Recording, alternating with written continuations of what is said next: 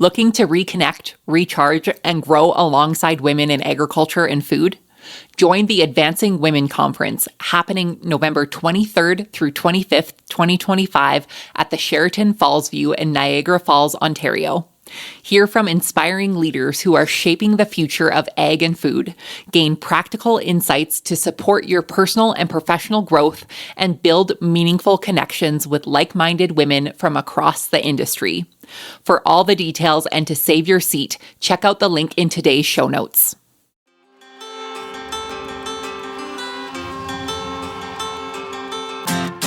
Hi, I'm Caitlin Dubin, and this is the Rural Woman Podcast. I'm a first-generation farmer who married into agriculture.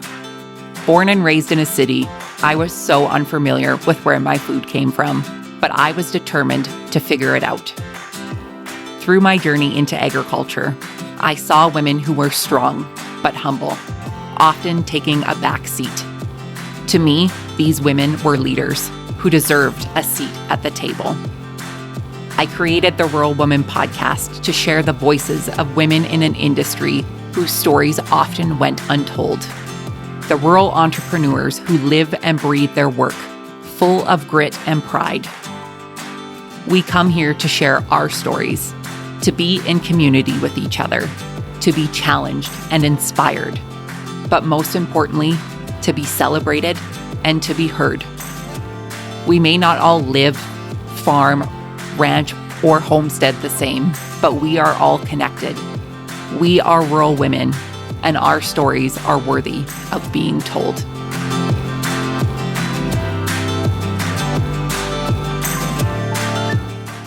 Hey everyone, welcome back to the Rural Woman Podcast. We are sharing a special two-part series featuring mini interviews recorded live from the 2025 Advancing Women in Agriculture West Conference, held this spring in Calgary, Alberta. While attending the conference, I had the opportunity to sit down with a handful of incredible women who showed up to learn, connect, and share their passion for agriculture. These short but meaningful conversations highlight just a few of the powerful voices within this vibrant community. Whether you're listening to part 1 or part 2, I hope these stories inspire you the same way they inspired me. Without further ado, my friends, let's dive into this special series of the 2025 Advancing Women in Agriculture West Conference.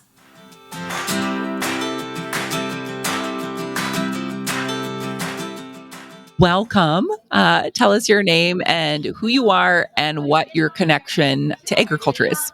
Thank you. I'm Sylvia VonGunten, as I have to read off my name tag like I don't know. My connection to agriculture is I was born onto a family farm. We're called Wild Bronco Ranch. We're originally a dairy farm, and then we added in beef, and then we do put up all our own crop and then do some cash crop on the side. And yeah, it's we're a first generation farm. My parents came from Switzerland, and we were raised very much with building and running the farm, and it's brought a lot of opportunities into life as we go forward. And that's why I'm here today, I guess, if we go back to how I got here. That's amazing. That's so good. So being born and raised on a farm, what are some of your favorite childhood memories of being on the farm? Oh my goodness, so many. We definitely had a bit of a different childhood than most people, but for us, it was always fun. Yeah, my parents, they took on a huge dream and worked very hard, and then they made sure we still had like a lot of fun with it. Like they included us. I still remember they'd be like processing calves, and then we wanted to help, but we were still a bit too small. So we'd like go to the chicken house and we'd put them in the little egg boxes and we'd pretend to process the chickens. And those poor chickens, I think we processed them so much. They were so tame, but like nothing but good things. And even as just like you go forward in life, it's funny, like when you're younger, you're kind of like, oh, I have to go do chores, or I can't go do this, or mom and dad can't come watch me play basketball. But they were always like, yeah, you guys can do any sports you want. Just know, like, we got to milk cows. We're cheering you on, but we might not always get there. And I still remember sometimes there's those parents that's like, hey, my kid should play, like, put them in there. And I was like, hey, mom, like, I'm better than that kid.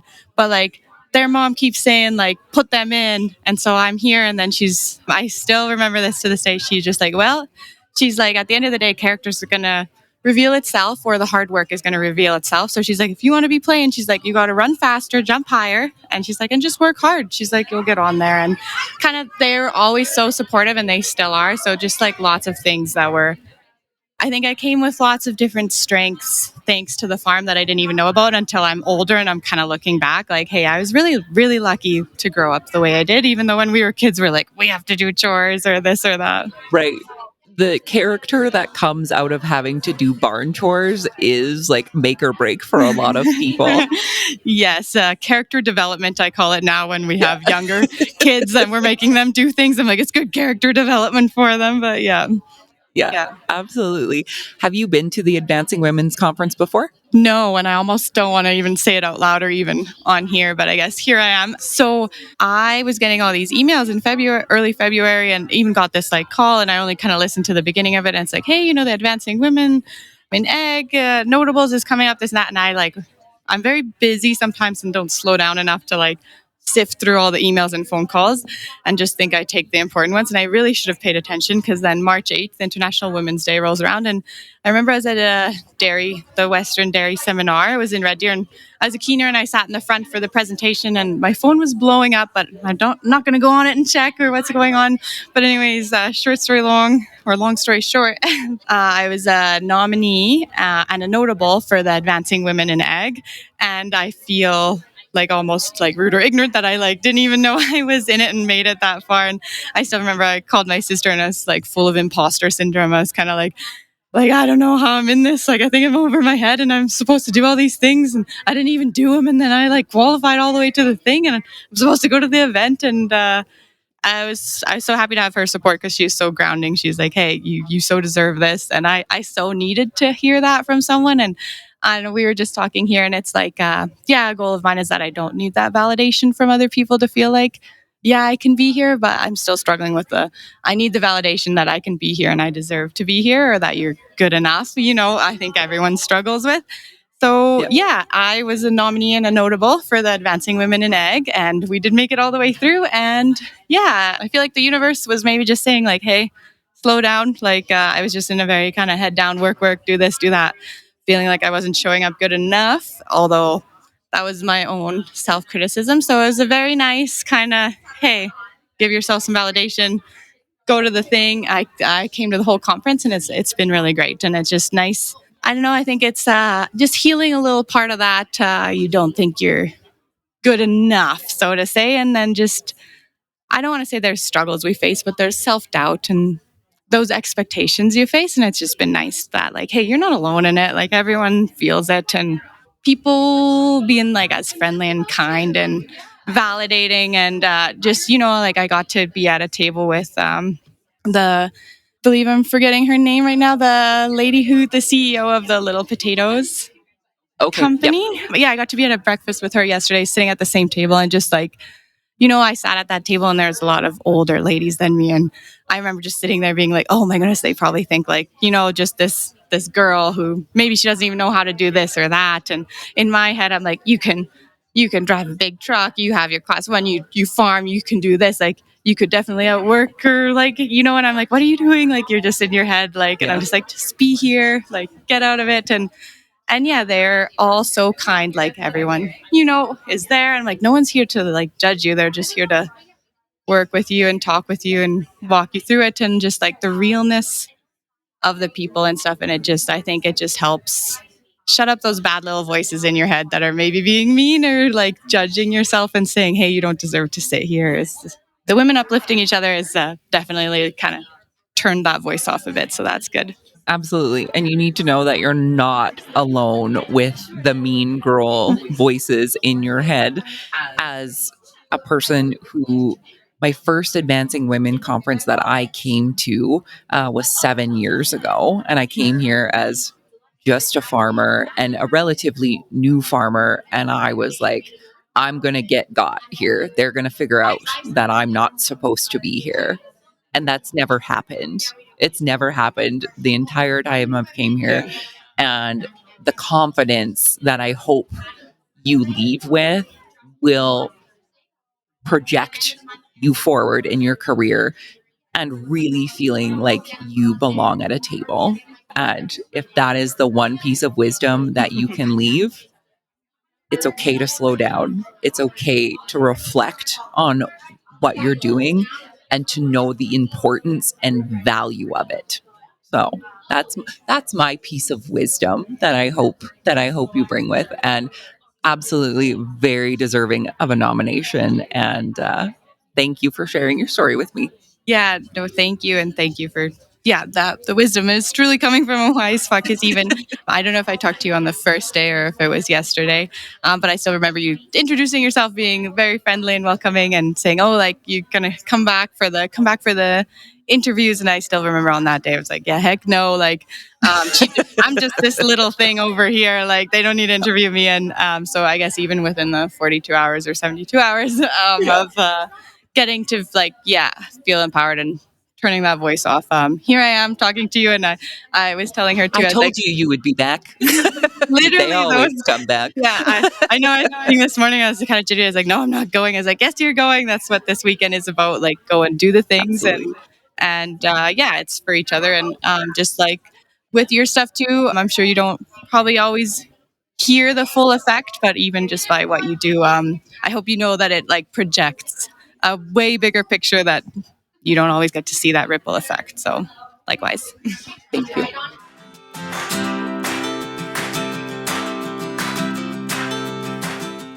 Welcome. Tell us who you are, where you're from, and what your connection to agriculture is. My name is Mallory Kaiser. I live in the northwest part of the province of Alberta, a region called Peace Country, and to get more down to it, I'm northwest of Grand Prairie. And there I work and raise goats on my farm, and we also farm 5,000 acres with my parents. We raise Kiko goats for meat, and we also, for the grain side of it, we do canola, wheat, oats, and green peas. And how I'm involved in the industry is I am the president of the Alberta Goat Association, and I sit as the vice chair of the Canadian National Goat Federation. Amazing. The listeners of the podcast that are here for the last 6 years, they heard what you do for a living and they were excited for me because they must know how excited I am to meet the president of the Alberta Goat Association as a goat person myself. So, how did you get into raising goats? In 2012, I was looking to get back into the cattle industry because our family farm had about 100 head of Black Angus. But when I was in college, my grandfather got sick and I wasn't around to be that second hand. So they sold them all, and I was still looking for that livestock connection. I love animals. And I happened to listen to CBC radio, and past president of Alberta Goat, Lori Freeze, was on. And she was talking about how 60% of the world's red meat consumption is goat meat. So you look at South America, you look at Eastern Europe, large parts of Asia and Africa continent, they all eat goat meat. And with so many new Canadians coming in, we can't keep up with the demand of goat meat. So we actually import, as of this last in 2023 stat, we import 80% of our goat meat from Australia and New Zealand. So there's a Canadian demand for that. But obviously we're competing with it, but we're that. So that just made sense to me. My husband was a country kid, but not really a strong farm kid. So starting out with goats seemed pretty easy to us, having to deal with a 1,400 pound cow and her being ornery and him not knowing how to handle it by himself, if he was by himself or if I was by myself. We started going to some goat conferences and looking at different breeds because they would have show and sales there. And I fell in love with the Kiko goat from New Zealand. So, Absolutely. What was it about the Kiko goat that you loved the most? well, in comparable, like looking at the cattle industry where those Black Angus cows are just their hardiness and all their features that they had, I saw that the Kiko goat had a lot of those similar features, right? So everybody, when they were coming to establish New Zealand, they brought their goats from all over the world. And then eventually they came super feral. So they started calling them down and picking them for keeping the does and animals that had the best traits. So the best feet, the best teeth, the best bag, mothering skills, meat, able to produce enough meat and off those kids off of a young age. And I was like, low maintenance. This is what I like. Yep. And so that's the reasons I went with it. And also, they've got these really cool long horns, and I'm kind of a bit of an antler nut as well for collecting sheds in the springtime. Absolutely. If somebody's listening right now who has considered getting into goats, what is your best piece of advice for them? Is to buy from a breeder that has their health records and things established. Often people, when they're selling their livestock at market, are often selling their calls. And you're not, yeah, you're getting a good deal on them, but you're also probably going to be coming home with more problems and headaches, and it will completely discourage you from being in the industry. So look for a reputable breeder is always the I think one of the big steps there, and making sure your fencing is if it's strong enough to hold, if it can hold water, it can hold a goat. Exactly. That was my only add on if you weren't going to say it. Mallory, what have been some of your biggest key takeaways from the Advancing Women's Conference? Some of the workshops that we had done was I learned that LinkedIn is really important, especially for my role as the Alberta co-president. That is something I have made, but I thought it was just kind of like a knockoff Facebook. And I was like, oh, another app thing to keep up with. And I wasn't seeing a lot of value in it, but I learned that it is really important for industry and marketing. And I was like, okay, so that's really good to take away. And then also one thing I want to bring back to my board. So when we do get new board members, is that they should probably get trained in how boards of governance work, so that yes, they're there and they're learning kind of like as we are moving along, but they can't say that they don't understand what's happening in the meeting or how motions work because here's the training for that. So I think that's really good to bring that back for all goat boards, because there's some that aren't, that have been revitalized and just don't have that structure yet and don't quite understand, like, no, you need a motion to make when you're going to spend money. You can't just go and be like, yeah, I'll take care of this, it's great, but you still need the board's permission to do something. Yeah, So absolutely.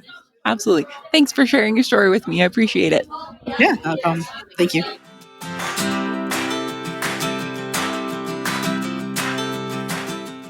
Hello. Tell us your name, where you're from, and what your connection to agriculture is. Hello, everyone. My name is Cynthia Zhang, and I work for RBC Dominion Security. And my connection to agriculture, actually, I grew up on a farm. Agriculture is always part of my life. And actually, I am invited by a friend who owns a farm. So that's the reason why I'm here today. Very cool. Tell us about the farm you grew up on. Oh, okay. There's a little bit of story. I'm from China, actually, and I grew up at the countryside, and every family have a small farm. I mean, why I say small is compared with the farm I see in Alberta, right? And so my parents actually grow. Like we grow wheat, we grow corn, we grow like canola, some canola, and also vegetables on the farm. Yeah. Very cool.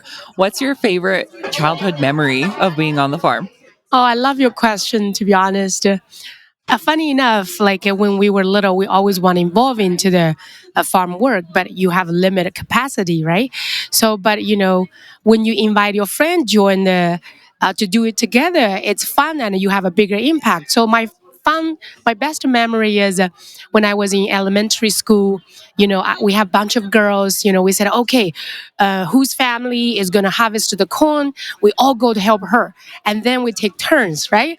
I still remember until nowadays, like we did it together. I don't know the quality of the work we did as a kid, but we had fun. We had fun. That will be one of the memory I always remember, and I share with my children until nowadays. Absolutely. I love that. And, you mentioned obviously the scales of farming in Alberta is different than the scale of farming in China or anywhere smaller. But with your connection to agriculture through RBC, tell us more about your role with RBC and what you do. Okay, so I am in the Dominion Securities side of the business. We are more focusing on the wealth management. And actually, I would love to answer the question of what my experience working with farmers here.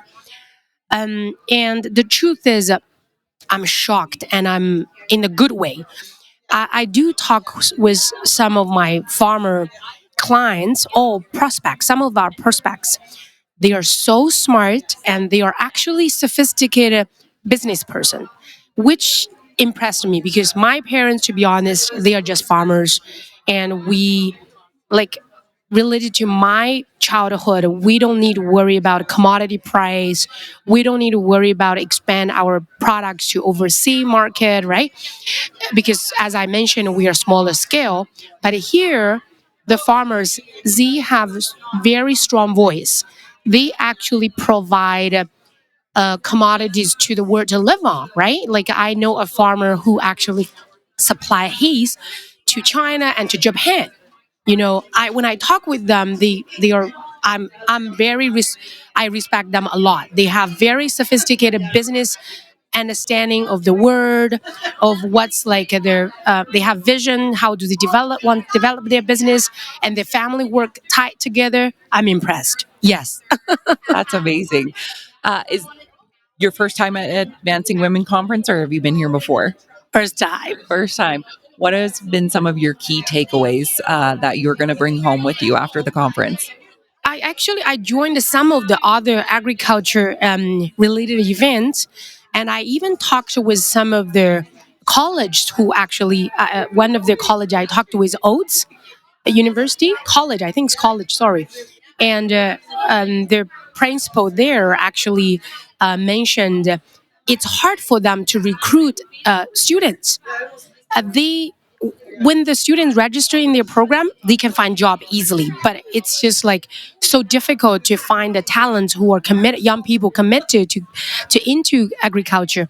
But today, after I see it's such a a vibrant community, I do see there is a hope and. I think, agriculture is the base of everything, right? We eat, we grow things, right? It's all provided by agriculture industry. And I still hope there's a lot of young professionals who would love to involve into this industry. And that's why I'm here. I want to be part of it. And I would love to help and to see what I can do. Absolutely. Absolutely. Thank you so much for sharing your story with me. Oh, it's my pleasure. Thank you.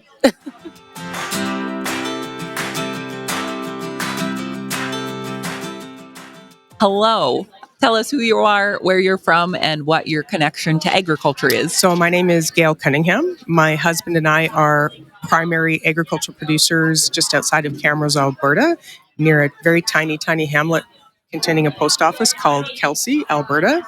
So we have been grain producers, cattle producers, and I am also a large animal / food animal veterinarian by trade. So deep roots in agriculture that have stayed my entire life. Absolutely.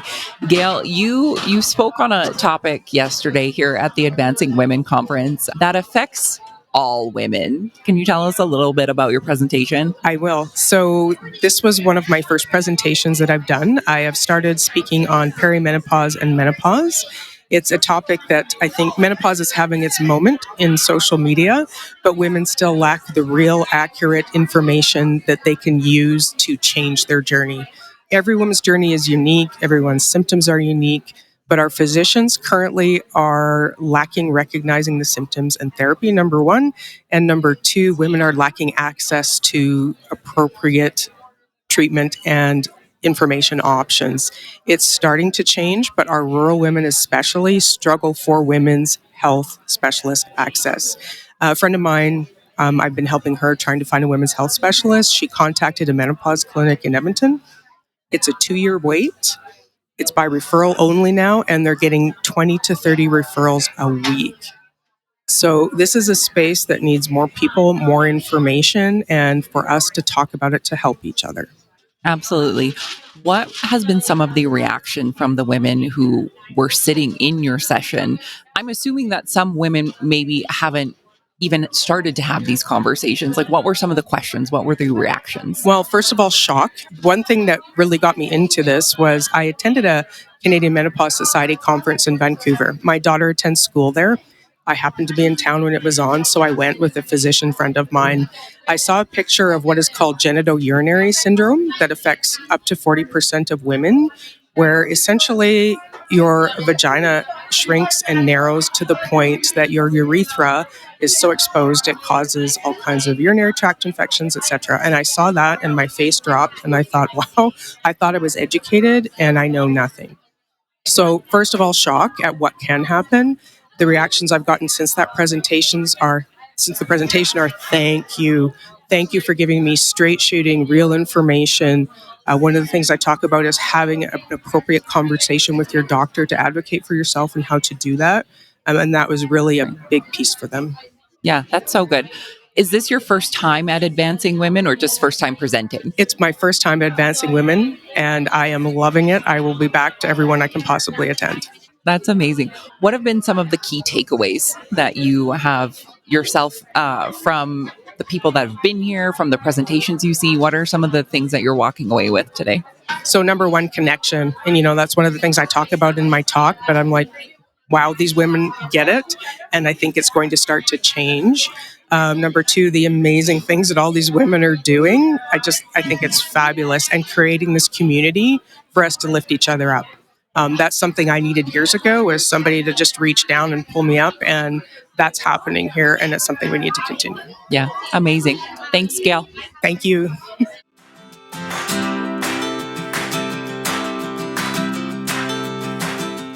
This is your invitation to invest in you as a leader, a professional, and a woman in agriculture. Mark your calendars for November 23rd through 25th, 2025, and make your way to the Sheraton Falls View in Niagara Falls, Ontario for the Advancing Women in Agriculture Conference, a powerful event designed to support, connect, and uplift women across the agriculture and food industry. Whether you're a student, producer, entrepreneur, or working in the agribusiness field, you'll walk away with fresh ideas, new connections, and the confidence to keep moving forward. Through sessions focused on communication and coaching, mentorship, networking, financial confidence, health and work-life balance, career planning, and goal setting, AWC gives you the tools and inspiration to thrive in every part of your life. With a strong history of bringing together women from across Canada and the US, the Advancing Women Conference delivers world-class speakers from industry experts to motivational leaders. Don't miss your chance to be a part of it. Head to the link in today's show notes or visit advancingwomenconference.ca to register.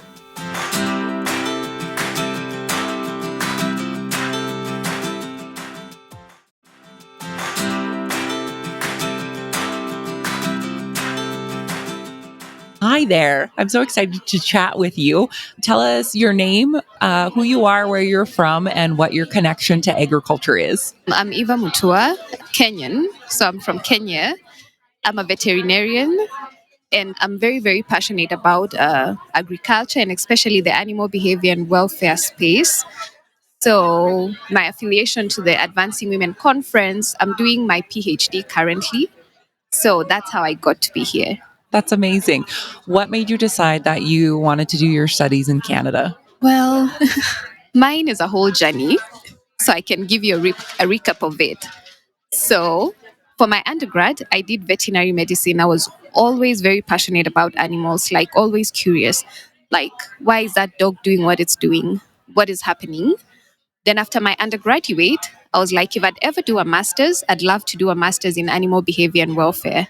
So in Kenya, they don't offer exclusively just that. So I was like, okay, I hope that someday something will show up. I thank God so much because I got the opportunity and I got a scholarship to go to the University of Edinburgh to do my master's. So in applied animal behavior and animal welfare.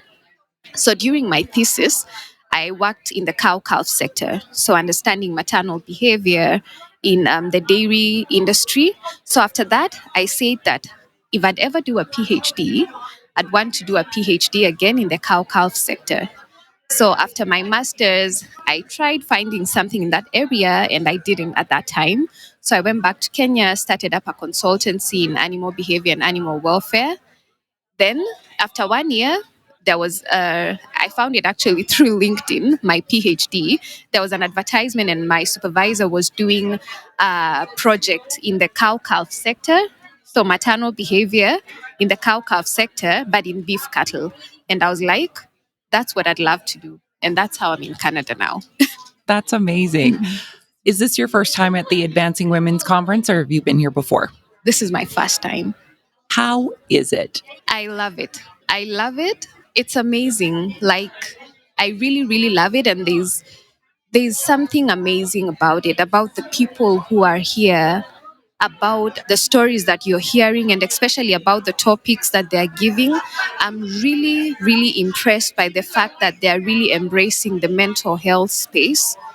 There's a lot of allowing people, yes, to be the strong women that we are, but to understand that we have the capacity of being ourselves. So there's a lot of people being themselves here. People like embracing each other here. And I just love it because all what I can see is people being themselves and just showing up for who they actually are. I really like it. Amazing. I love that point. And it's a very special thing when women specifically are allowed to feel safe in spaces and be ourselves and be excited about the industry that we're in. So thank you. It's been a pleasure. Thank you.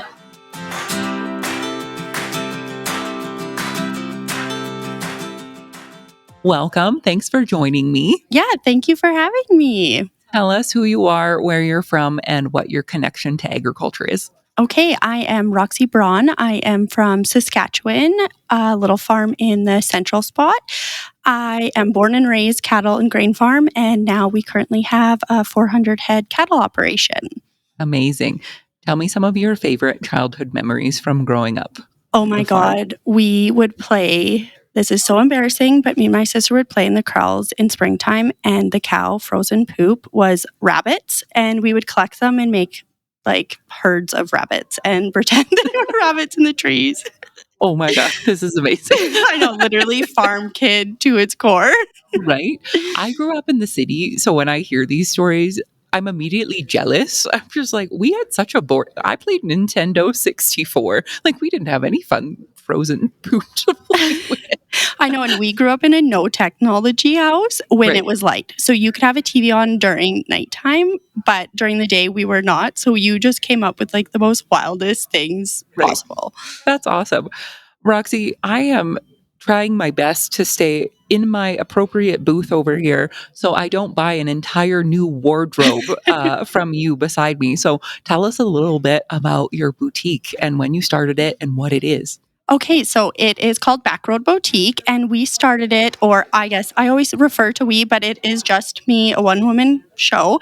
I started it 6 years ago, and I just saw the need for rural women to get affordable, cute Western clothes that weren't unethically made and like adorable, because you can never find that anywhere, and also affordable. When you were buying online, I was paying double to triple the prices for the exact same items. So we brought it to life, and we traveled 9 months of the year. So every weekend we're gone, and we get in front of our customers. So we try and not let you pay shipping because we want to see you. So we travel between Manitoba, Alberta, Saskatchewan, and some of BC. It's amazing. You have beautiful things. Well, thank you. It literally is whatever I like. And then I also hand make all the embroidery stuff myself and design it. Amazing. So good. Is this your first time at the Advancing Women's Conference? Yes, it is. Tell me how it's going so far for you. I love it. It is definitely such a broad spectrum of women all across Canada and even into the US, which I wasn't aware of. I thought it was just an Alberta women conference. And when I came, I was like, oh my God. Yeah, it's totally something undescribable, and you can't really explain it until you're here. Like, the conversations are both like people want to talk to you. You're not just prodding people. It's definitely different. Yeah, that's awesome. Let's plug the boutique. Where can people find all of your cute goods and clothes and all of the things too? Okay, so you can follow us, I recommend, on Instagram at Backroad Boutiques, all one word, and then on our website, www.backroadboutique.org. And yeah, just come and check us out. We're a lifestyle brand, so when you do come on our Instagram page, you may see some calves being born, but yeah, you'll have a nice egg experience as well. Absolutely. Everybody loves a good baby cow. Thank you. Thank you.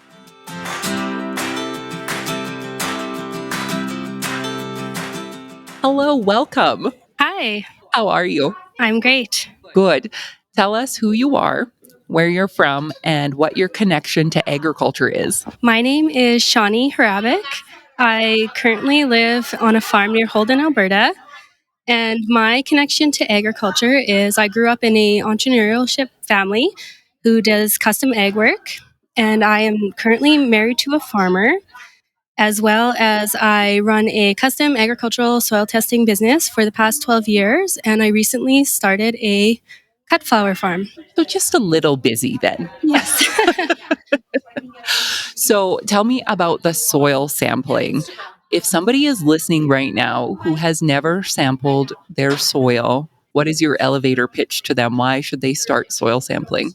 Well, if you are growing any kind of crop, you know that the most important thing to your crop is your soil health. So, of course, you want to sample your soil so that you know what's in there. It's great to find out your nutrients, if you have deficiencies, and it's a great way to save money and put money where you need it so that you can get those yields that you want and the vigor and the health and everything else that a crop needs. Yeah, absolutely. So tell me about your flower farm. What inspired you to start flower farming? Well, I have always loved flowers. I mean, who doesn't? They smell good, they're pretty. I have always had a love for gardening. So, just I had a little shift in my career. I did work in environmental for a little while, and I've got 3 small children. So, with my third one, I decided that I could no longer put the hours into the environmental work because it doesn't involve them. You know, they don't understand you're sitting on a computer. So I decided that, I would like to make a profit with one of my hobbies. So that's gardening and growing flowers. So I just decided that, this is something that my kids can join me in. They can work with me, and it's just much more manageable with everything at home. And it's just fun. It's fun to grow, it's fun to learn, and there's never an end. Right? Yeah, and all the good things about flowers. I always say secretly I think I want a flower farm, but I don't think I would give any of the flowers away. I would just keep them all for myself selfishly. Yeah, it was my very first market. I did shed a couple tears cutting all the flowers, but I did know they would grow back. Yes, absolutely. Have you been to the Advancing Women's Conference before? No, this is my first year. How do you like it so far? I'm loving it. It's a great environment. Everybody's just so willing to talk. Like, I came here not knowing a single soul, and I was extremely nervous. This is my second shirt today. I sweated through the first. And yeah, it's been amazing just, chatting with everybody, and everybody's just welcoming and very like two-sided conversations, which is nice. Absolutely. Well, we're so glad you're here. Thank you so much. Thank you.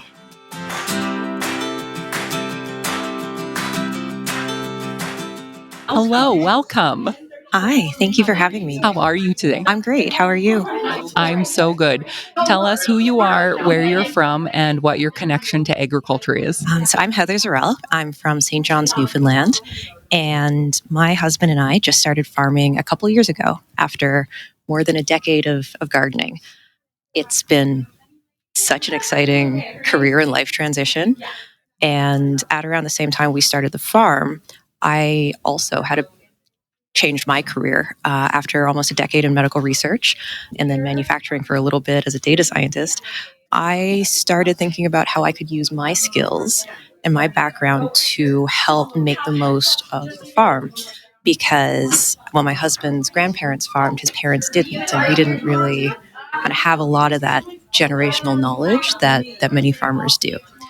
So I started looking at all the different ag tech out there, and it's really, really cool. It's also really complicated, really difficult to interpret and to understand how to use this data and how to use this information to make better decisions on the farm. So that's when I started Data Farms. So it's been only a few years, but very exciting. Very cool. In your opinion, what has been like the biggest catalyst of growth when it comes to ag technology in your relatively short time in this area? I think one of the biggest challenges that I've noticed in adoption is just how complicated the information is. And, a lot of scientists, a lot of data scientists like me will do our work, we'll present our information, but we don't really think that, most people out there don't have experience reading data from graphs, and what do you do with it, right? So a lot of what we learned is, to drive adoption and to make sure it works in the farmer's workflow. Instead of presenting, okay, here's your weather station data, here's your drone data, we put the dashboards together so that basically the farmer is making a decision in the field. So one example is our frost dashboard, and another one is kind of precipitation and irrigation and evapotranspiration. So what's been really important to get the farmers to actually adopt ag tech is that it fits seamlessly in their workflow, and that they don't have to research, okay, what does this mean for me? What do I have to do about it? So I think that's one of the most important things. Yeah, making it simple and accessible, right? Exactly. To understand what this data is for and how it can help you. And like you said, making it a seamless transition into their operation is so important. Have you been to the Advancing Women conference before? No, this is my first time. First time. And you flew across the country to be here. That's amazing. Yeah. How do you like it so far? It's been an incredible experience. I've met farmers, I've met business people, I've met scientists. And compared to where I farm, it's a much smaller industry. There's a few hundred farms on the island, but the scale here is so different. And it's been really cool to hear about different types of farming and kind of what someone's day-to-day is like. We're all farmers, but it's so different. Yeah, very cool. Thank you so much, Heather. Thank you.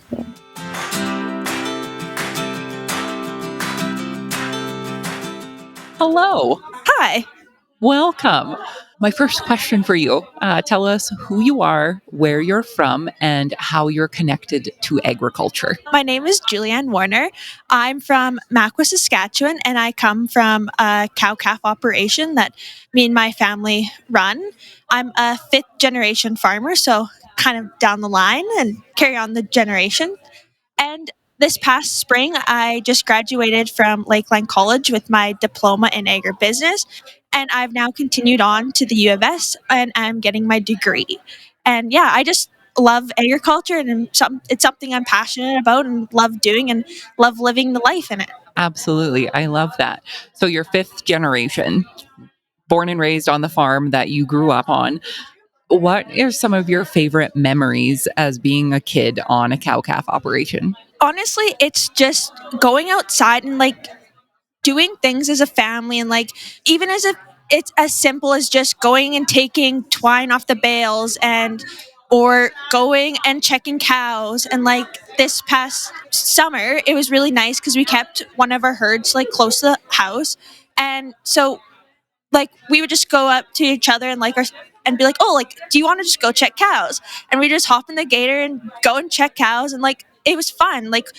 And some of the best conversations, and it was actually kind of cool since they were close to home, we were able to keep my sister's show animals quite calm and halter broke. And there was the Makwa homecoming. They do it every 10 years or whatever, and they do a parade with it. So we're okay, what are we gonna do? We should put something in, because we've been in this area for a while. So we decided, oh, won't it be cool if we walk our cows through the parade? And honestly, it was so much fun, and something we'll look back on from it. Yeah. And something that was so worth it and brought happiness to it was just super cool and fun.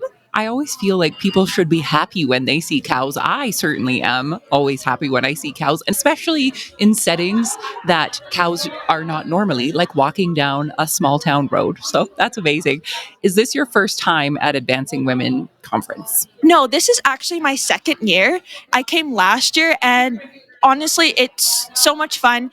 It's so empowering. You leave feeling like you could take on the world, and it's so cool to be able to come and hear everybody's stories and how their path has gone so far. Amazing. Thank you so much. Thank you for having me.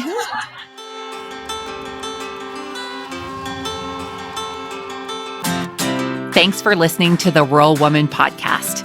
The Rural Woman Podcast is more than just a podcast. We are a community.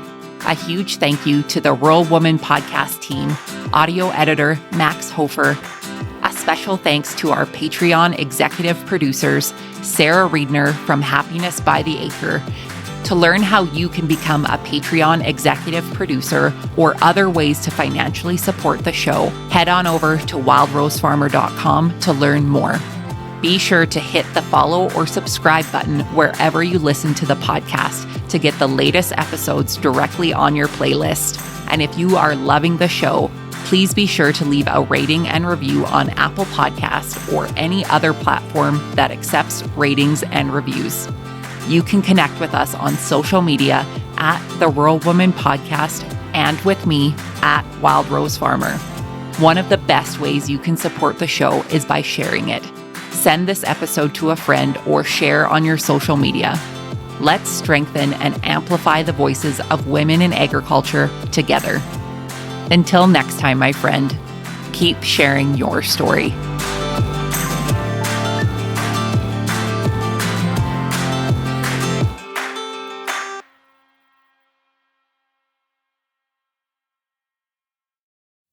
Did you know that you can get this same great episode of the Rural Woman Podcast ad-free? I get it. Listening to ads during a podcast isn't always my favorite either. But in order to keep the lights and coffee pot on here at the Rural Woman Podcast Studios, they are necessary. I am so grateful to each and every one of my sponsors, but if you yourself would like to skip the ads while supporting the show, consider joining me over on Patreon. Patrons of the Rural Woman Podcast get ad-free episodes starting at Tier 5 on their podcast player of choice each week, plus some other great benefits. Find out more by heading to the link in today's show notes to learn how you can become a patron through Patreon.